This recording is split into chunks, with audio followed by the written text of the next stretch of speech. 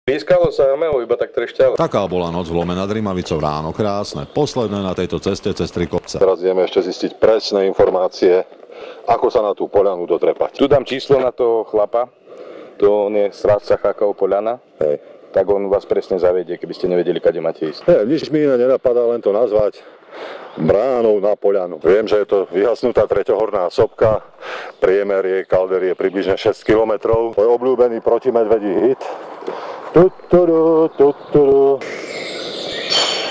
Dvaja chlapi so sekerami, aspoň niekto, kilometre a kilometre lesom a poľany nikde. Hej, Bisťu, mohla by sa objaviť, lebo musím do nej nosom naraziť, či čo? Som na chvíľku aj zablúdil, aj stratil chodník. Konečne hrebeň a pohľad do krátera. Takže toto je vlastne kaldera, bývalý zrútený kráter sopky. Poľana, tretí kopec. Bolo treba zostúpiť, smer Kriváň, koniec cesty, vodopád Bystré a potom Lazy Hriňovej. Podľa mňa, no krajší kraj som nevidel. Taký maľovaný, že ani maľovať ho netreba. Po 40 kilometroch dnešných sa blíži koniec.